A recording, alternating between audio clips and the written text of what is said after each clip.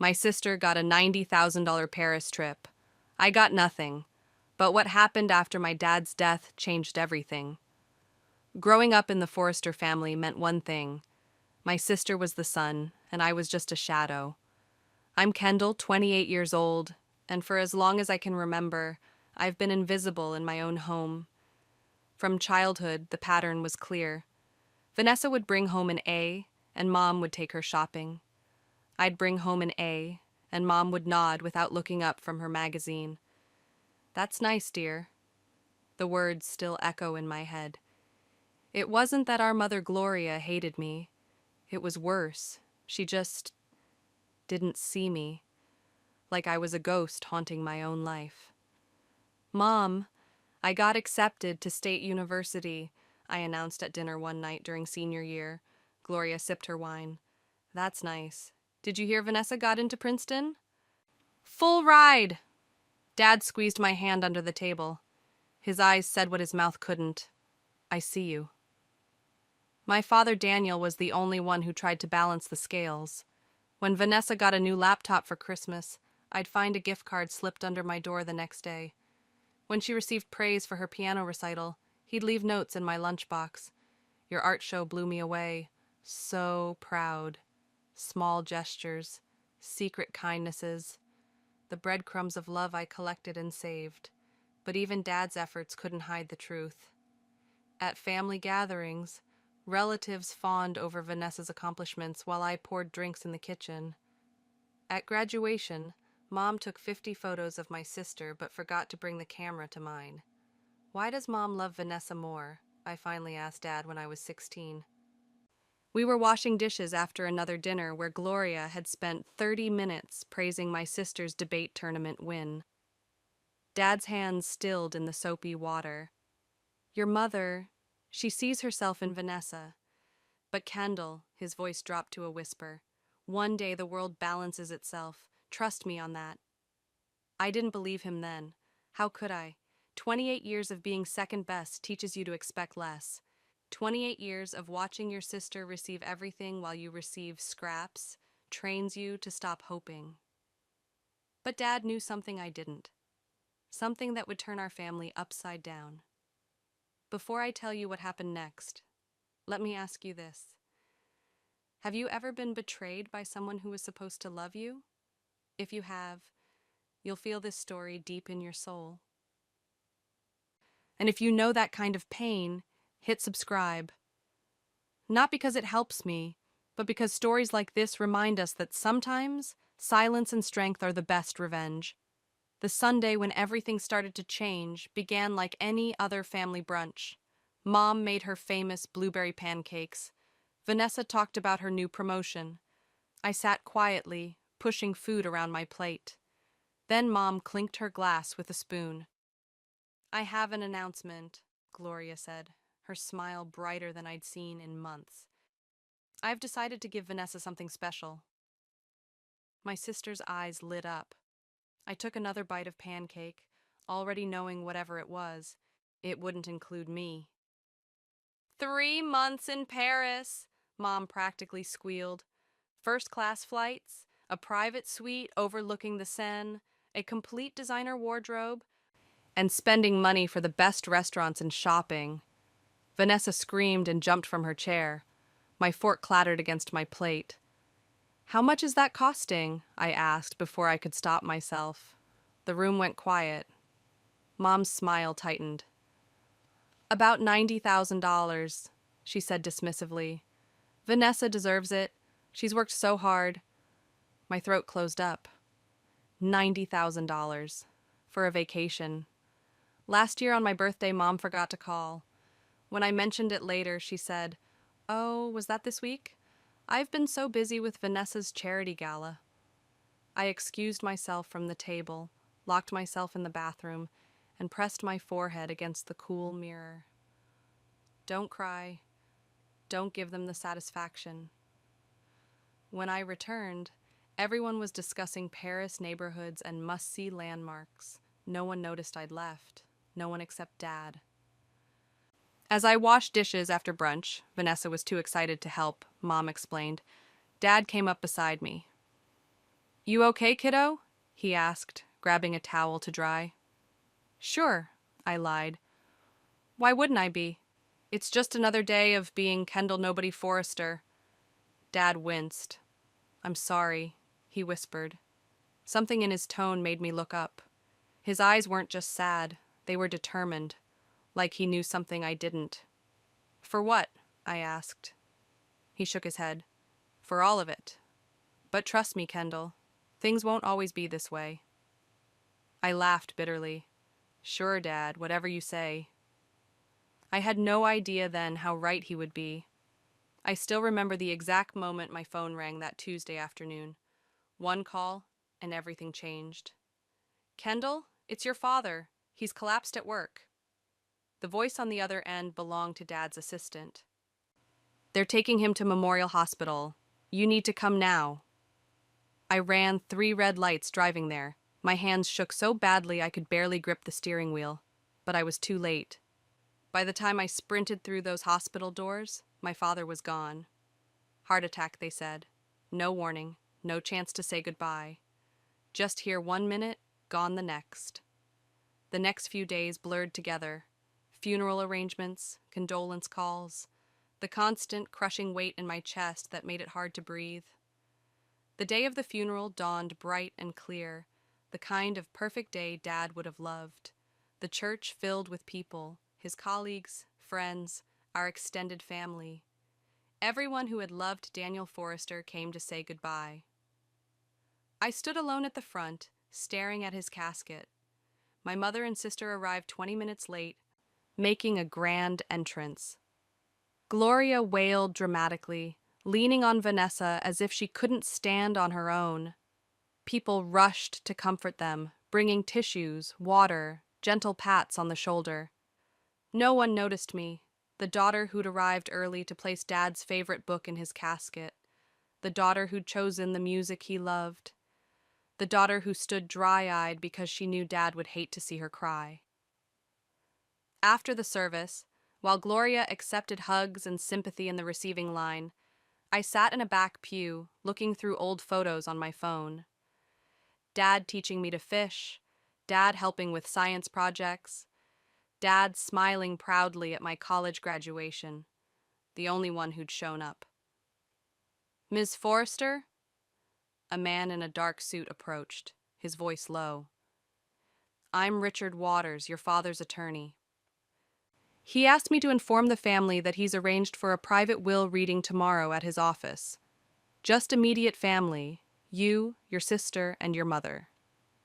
I nodded, too numb to speak. He was very specific about this, Waters added, his expression unreadable. Very specific indeed. Something in his tone made me look up. Was that a hint of anticipation in his eyes? Thank you, I managed to say. We'll be there. Little did I know, tomorrow would change everything. Dad's law office always felt like an extension of him.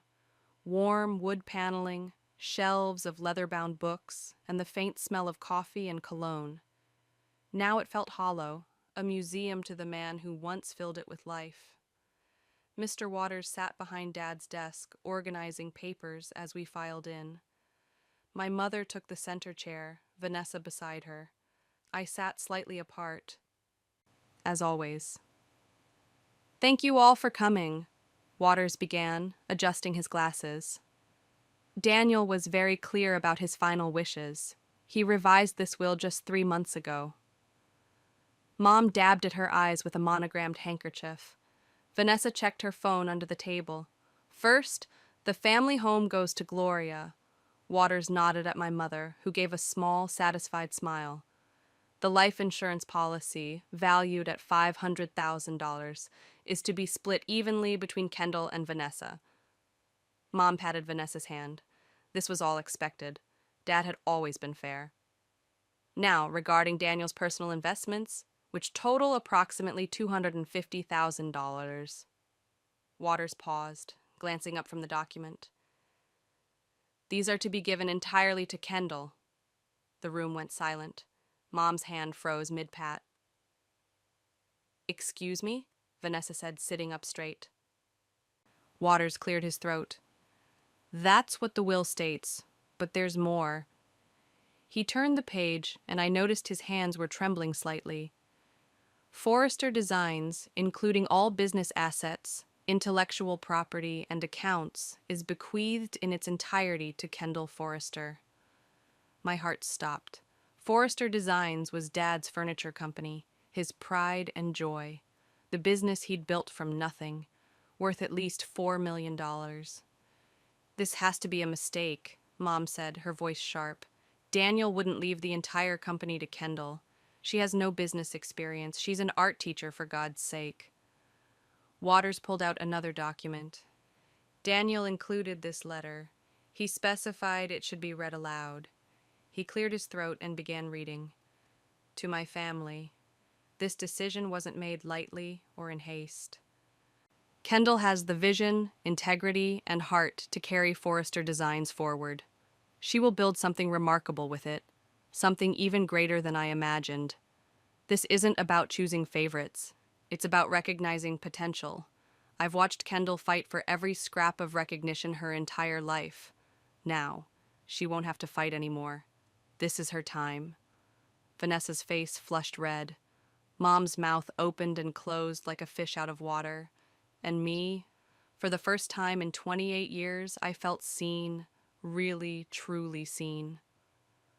The moment we stepped out of Mr. Waters' office, Mom grabbed my arm, her nails digging into my skin. "We need to talk," she hissed, dragging me toward the parking lot. Vanessa followed, her face twisted with shock and anger. Once we reached Mom's car, she whirled on me. "You need to make this right." "Make what right?" I asked, though I knew exactly what she meant. "This ridiculous will. Your father wasn't thinking clearly. You don't deserve any of that money, and you certainly don't deserve his company." The words sliced through me, but strangely, they didn't hurt as much as they once would have. "Do the right thing," Mom continued, her voice cold. "Sign the business over to me, and we'll split everything fairly between you and your sister." I laughed, a sound so foreign I barely recognized it as my own. Fairly? Since when has anything in this family been fair? "What are you talking about?" Vanessa jumped in. "Mom has always treated us equally." "Really? Did you get a $90,000 Paris trip, Vanessa? Because I didn't even get a birthday card last year." Mom waved her hand dismissively. "Don't be dramatic. Your sister needed that trip. She works so hard." "And I don't? I've worked 2 jobs since college. I've never asked you for a dime." "That's because you don't need it," Mom snapped. "Vanessa is going places. You're just comfortable where you are." And that's when it hit me. The truth I'd never been able to see. "You never wanted me to succeed," I whispered, the realization washing over me. It wasn't about Vanessa being the favorite. It was about me being the threat. Mom's eyes widened for a split second, just long enough to confirm I was right. Over the next few weeks, I discovered more truths. Dad's assistant revealed he'd been preparing me for this inheritance for years. He'd secretly consulted with me on design projects, asking my opinion on company decisions, testing my instincts. "He knew you had the eye for it," she told me. "He was so proud of you." Meanwhile, Mom had been quietly undermining me my entire life, hiding college acceptance letters, forgetting to tell me about opportunities, all while pushing Vanessa forward, creating the golden child she could control. But Dad had seen it all, and in the end, he made sure I was finally seen too. You know what hurts the most? Not what they did, but that I still tried to make them proud after everything. If you've ever given people too many chances, you already understand this pain. Don't just scroll, subscribe. Join people who've been through it too, because you deserve stories that make you feel seen. 2 weeks after the will reading, Vanessa came home early from Paris. Not because she missed us, not to help with Dad's affairs. No. She came home to convince me to sell the business. "Be reasonable, Kendall," she said, spreading spreadsheets across my kitchen table. You don't know the first thing about running a company. Let me handle the sale. We can split the profits. She'd brought a real estate agent who specialized in business acquisitions, a financial advisor, even two of her friends from business school to advise me. You're not business-minded, she explained, her voice dripping with fake concern. Let the professionals handle it. What Vanessa didn't know was that I'd spent the past 2 weeks learning everything I could about Forrester Designs, meeting with employees, reviewing the books, understanding Dad's vision, and I'd discovered something shocking. Did you know Mom emptied her retirement fund to pay for your Paris trip? I asked casually. Vanessa's hand froze mid-gesture. What? Yeah, she's broke. Completely broke. That's not possible. And you're not much better off, I continued. The finance team mentioned your credit cards, the ones Dad was paying off every month without telling Mom. You owe nearly $30,000. The color drained from my sister's face. How did you... I own the company now, remember? I have access to all the records, including the money Dad was quietly funneling to keep you both afloat. For the first time in my life, I saw fear in Vanessa's eyes. What are you going to do? She whispered. I gathered her spreadsheets and handed them back. I'm going to run my company, my way. That night, after everyone left, I sat in Dad's old office chair, running my fingers over the worn leather armrests. His presence felt so strong. I could almost hear him. What now, Dad? I whispered to the empty room. The answer came as clearly as if he'd spoken. Make it yours. So that's what I decided to do. I would reopen Forrester Designs, but with a complete rebrand. New logo, new aesthetic, new direction, and most importantly, no input from my mother or sister. They wanted a piece of what Dad left me. They wanted control, not anymore. Running a multi-million-dollar company is nothing like they show in movies. No glamorous corner office, no instant respect, just endless meetings and the constant fear of making a mistake that could cost people their jobs. My first day at Forrester Designs headquarters was a disaster. I showed up wearing the wrong clothes, too casual for the executive team, too formal for the workshop crew. No one knew what to call me. Ms. Forrester? Kendall? Boss? The tension in the air was thick enough to cut. Your father knew what he was doing, whispered Janet, Dad's executive assistant, as she handed me a stack of files taller than my coffee cup. But these people don't know that yet. The learning curve was brutal. Financial reports looked like another language. Employees watched me with suspicious eyes. Most had been with Dad for years and viewed me as an intruder. My phone buzzed constantly with calls from Mom and Vanessa. I ignored every single one. Instead, I spent 16-hour days studying the business. I slept on the couch in Dad's office more nights than I care to admit. I shadowed every department until my feet ached and my head pounded with new information. After 3 weeks, I made my first executive decision. We were moving. I found a new building across town. Modern, open, nothing like the old-fashioned offices Dad had used for 30 years. I hired new department heads. Young, hungry talents who didn't know me as Daniel's overlooked daughter. Most importantly, I changed our core design aesthetic. Dad's furniture had been traditional, sturdy, timeless, beautiful but safe. I pushed for bold colors, unexpected materials, pieces that made statements instead of blending in. Like me, the new Forrester Designs would no longer be invisible. With each decision, each signature, each new hire, I felt myself growing stronger. The scared girl who'd spent her life apologizing for taking up space was disappearing. I changed my phone number, removed myself from family group chats, created boundaries thicker than concrete walls. When the first quarter under my leadership showed a 15% increase in profits, I finally allowed myself to smile. Dad had been right all along. They showed up on a Tuesday morning, 6 months after the will reading. I was in a meeting with our marketing team when Janet buzzed my office. Your mother and sister are in the lobby. They're demanding to see you. The room went quiet. Everyone knew the story by now. "Tell them I'm busy," I replied. 5 minutes later, Janet buzzed again. "They're refusing to leave. Gloria is making a scene." Of course she was. I excused myself and took the elevator down, my heart pounding against my ribs. 6 months of silence, and now this. I saw them before they saw me. Mom looked thinner, her designer clothes hanging loosely on her frame. Vanessa's perfect appearance had slipped, her roots showing, her manicure chipped. "Kendall!" Mom spotted me and rushed over, arms outstretched like we were long-lost friends. "Darling, finally!" I stepped back, avoiding her embrace. "What do you want? Is that any way to greet your mother?" Her smile didn't reach her eyes. "We've been trying to reach you for months." "I've been busy, running a company." Vanessa stepped forward.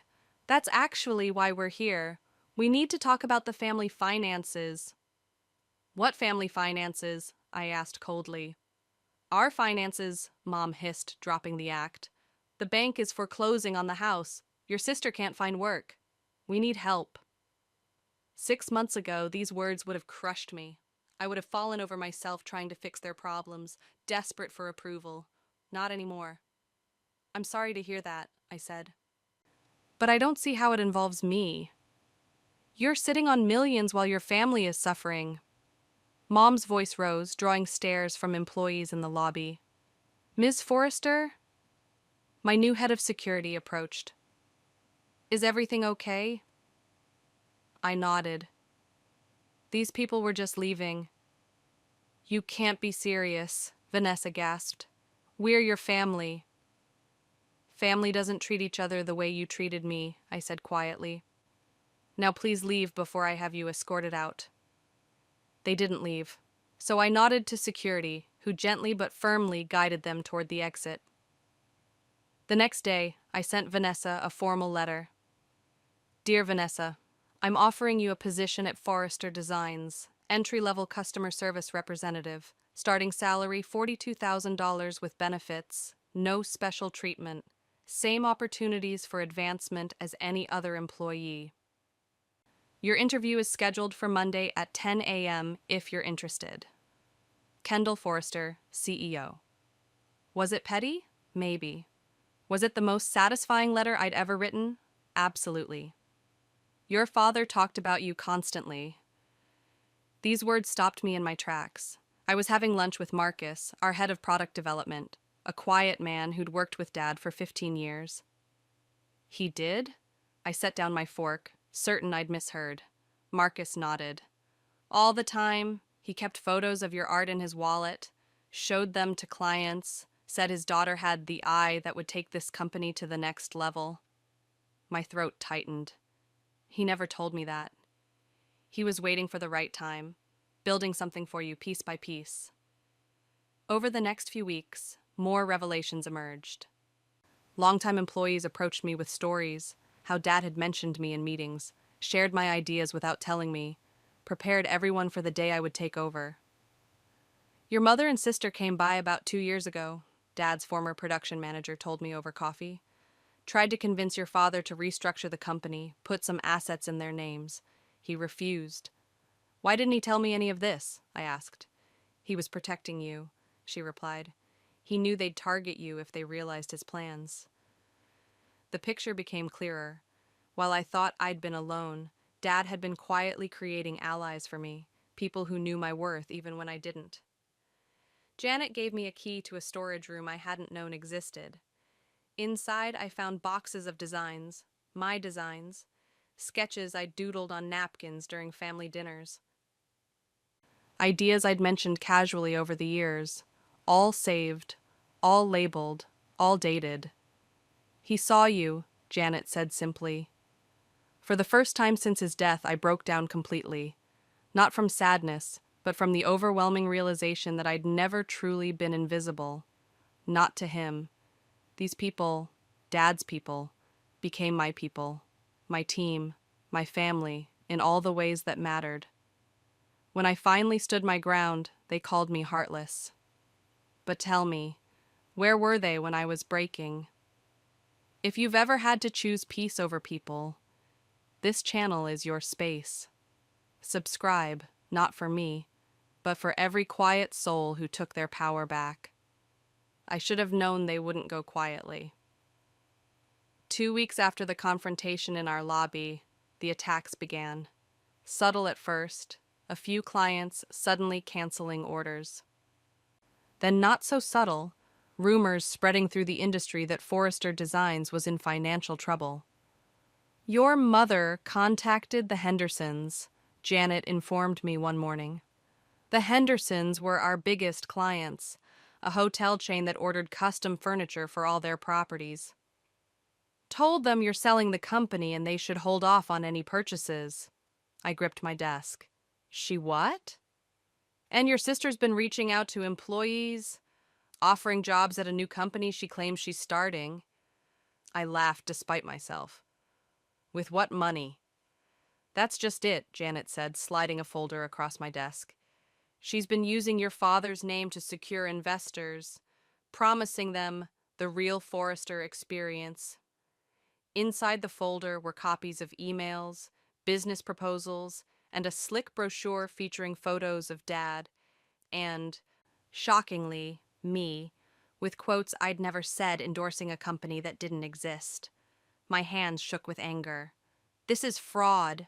The attacks escalated. Mom called our suppliers, claiming we were having payment issues. Vanessa contacted design magazines offering insider stories about how I was destroying Dad's legacy. Then came the legal notice. They were contesting the will, claiming Dad had been unduly influenced and not of sound mind when he wrote it. I called an emergency meeting with my executive team. They're trying to tank us, I said bluntly. Ideas? For 3 hours, we strategized. By the end, we had a plan. First, I hired the best estate attorney in the state. Ironically, someone Dad had mentored years ago who was thrilled to defend his wishes. Second, we reached out personally to every client, supplier, and partner to counter the misinformation. Third, we accelerated our rebranding and new product launch, making it impossible for Vanessa to claim she represented the real Forrester Designs. And finally, the move that gave me the most satisfaction, I sent cease and desist letters to both of them, with evidence of their fraudulent activities attached.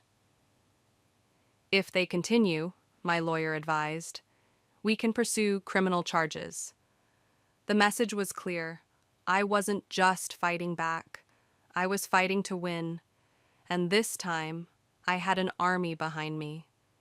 You need to see this.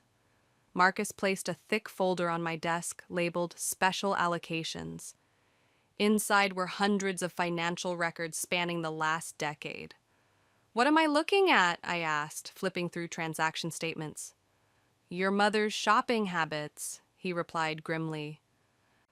Paid for by the company.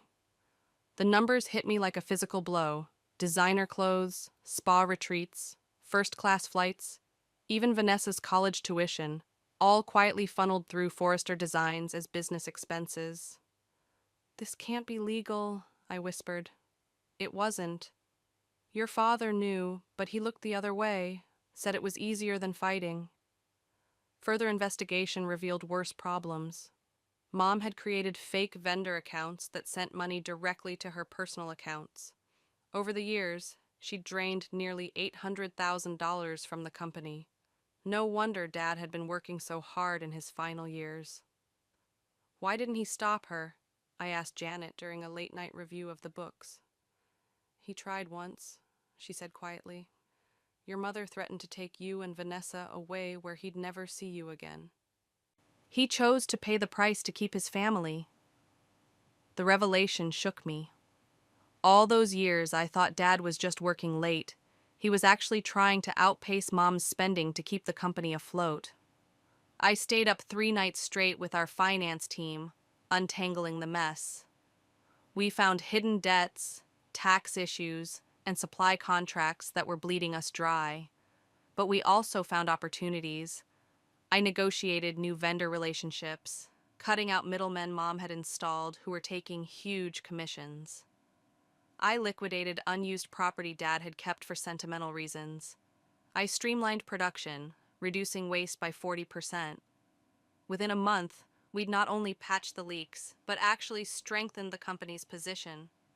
Dad had built something remarkable, despite having one hand tied behind his back all those years. I couldn't help but wonder how much more he might have accomplished without Mom's constant drain. He'd be proud, Janet said, catching me staring at his picture late one evening. I nodded. I'm finally understanding why he left everything to me. It wasn't just about love. It was about survival. The eviction notice was plastered on their front door when I drove by the family home. Not that I made a habit of checking on them, but something pulled me there that rainy Tuesday evening. 2 days later, Vanessa called. We have nowhere to go, she said, her voice stripped of its usual confidence. Mom's credit is destroyed.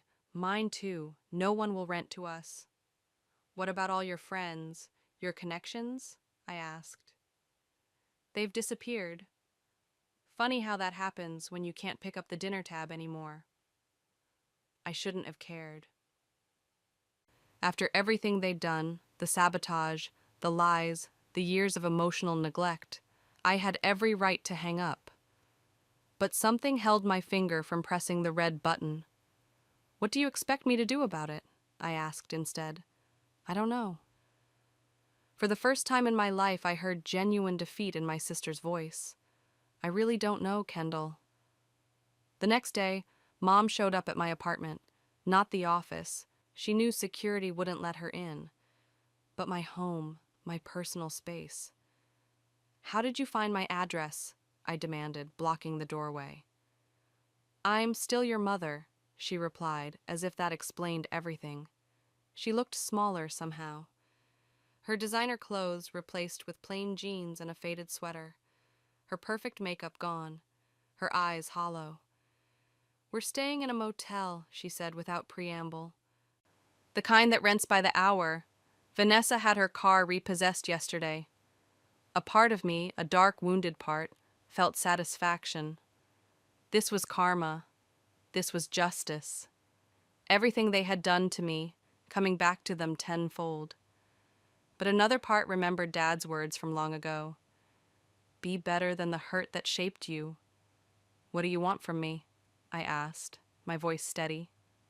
Help, she whispered, the word clearly painful for her to say. Please.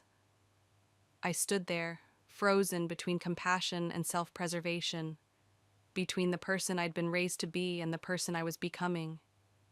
This was the moment, the breaking point, the choice that would define not just my relationship with them, but the person I would be moving forward.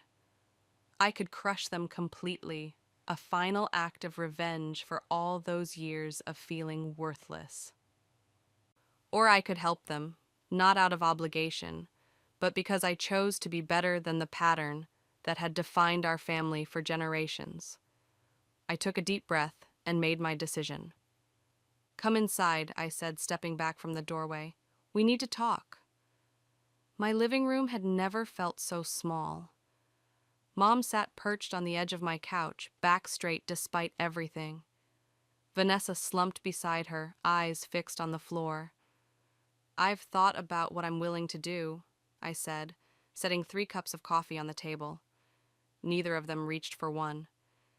And what I expect in return. You're going to set conditions? Mom's voice had an edge. We're family. Yes, we are, I agreed, which is why this conversation is happening at all. I slid a folder across the coffee table. Inside was a proposal, professional, printed, like any business agreement. I'll help you, I said. I've found an apartment you can lease under my name until you rebuild your credit. I'll cover the security deposit and first 3 months' rent.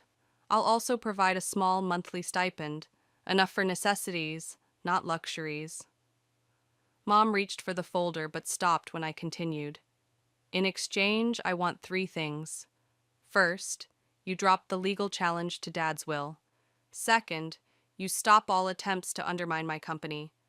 And third, here, I took a deep breath. I want you to acknowledge what you did to me, not just recently, but my entire life. The favoritism, the neglect, all of it. The silence that followed was deafening. This is ridiculous, Mom finally said, standing up. I won't be treated like this. I won't beg for scraps from my own daughter. They're not scraps, I replied calmly. It's more than you ever gave me. I gave you everything, she exploded. A home, an education. The bare minimum, I cut in. You gave me the bare minimum while giving Vanessa the world. That's not true, Mom insisted, but her voice wavered. Vanessa looked up then, her eyes meeting mine. It is true, she said quietly. Mom whirled to face her.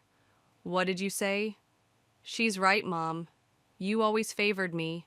We both knew it. The shock on Mom's face would have been comical if it wasn't so sad. You too, she whispered, after everything I sacrificed for you? Vanessa stood up. That's just it. They weren't sacrifices. They were investments. You expected returns. From both of us. Kendall just never paid out the way you wanted. Mom grabbed her purse. I don't have to listen to this. Come on, Vanessa. My sister didn't move. Instead, she picked up the folder and opened it. I'd like to hear more about this offer, she said. And just like that, the family dynamic that had defined my entire life cracked wide open. The grand reopening of Forrester Design Studio and Gallery drew hundreds of people. Our new showroom, a converted warehouse with soaring ceilings and natural light, showcased both our furniture line and a rotating exhibition of local artists' work. It was my vision brought to life. Not just furniture, but a creative hub where design in all forms could thrive. As I stood giving my welcome speech, I spotted Vanessa in the crowd. She'd started working in our customer service department 3 months ago. Entry level, as offered. No special treatment. She was good at it, surprisingly. Humble, hardworking, different. Mom hadn't spoken to either of us since that day in my apartment. She'd moved in with a distant cousin, refusing charity from the daughter who'd betrayed her. Her absence felt like a weight lifted.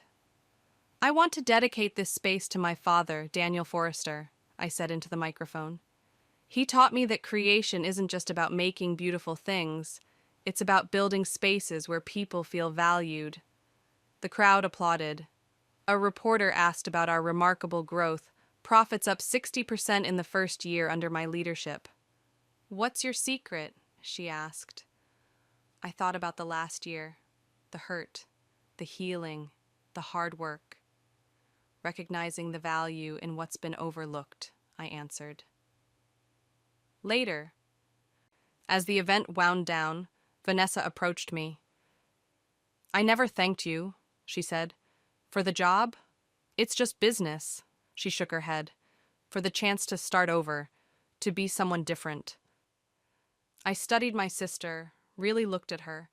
The entitled girl who'd had everything handed to her was gone. In her place stood a woman learning to stand on her own. Dad would be proud of you too, I said, surprising myself with how much I meant it. That night, I sat alone in my office, looking at Dad's photo. I get it now, I told him. It was never about the money or the company. It was about freedom. The freedom to become the person I was meant to be, not the shadow I'd been forced into being. That was his real gift. Not the inheritance, but the chance to inherit myself. I'd spent so long seeking revenge, only to discover that true justice wasn't about making others hurt the way I had. It was about breaking the cycle completely, and finally being seen.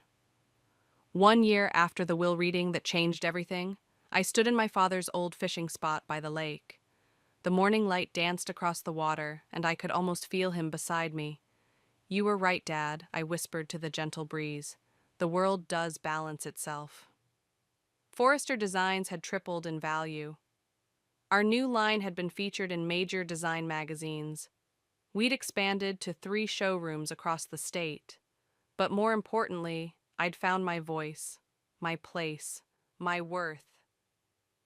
That morning, I'd received an unexpected text from Mom, the first contact in 6 months. "Happy birthday. Your father would be proud." No excuses, no demands, just acknowledgement. I didn't respond. Some wounds heal better with distance. Vanessa had surprised everyone. Starting at the bottom of the company had humbled her in ways I never expected. Last week, she'd earned her first promotion, on merit alone. "I never knew how hard it was to actually earn something," she'd admitted over lunch. "I wish I'd learned earlier." I'd watched my sister transform from the entitled golden child into someone with depth and perspective. We weren't best friends, too much history for that, but we were building something new, something real. As for me, I'd finally moved into a home of my own, a modern house with huge windows and a studio where I could sketch furniture designs late into the night. Photos of Dad lined my office wall, my personal board of directors. The company thrived because I'd learned to blend his vision with my own, tradition with innovation, past with future. The revenge I'd craved for so long had transformed into something else entirely. Not the satisfaction of watching them suffer, but the joy of watching myself soar. I realized Dad's true legacy wasn't the money or the business. It was showing me that the best response to being undervalued is not to prove others wrong, but to prove yourself right.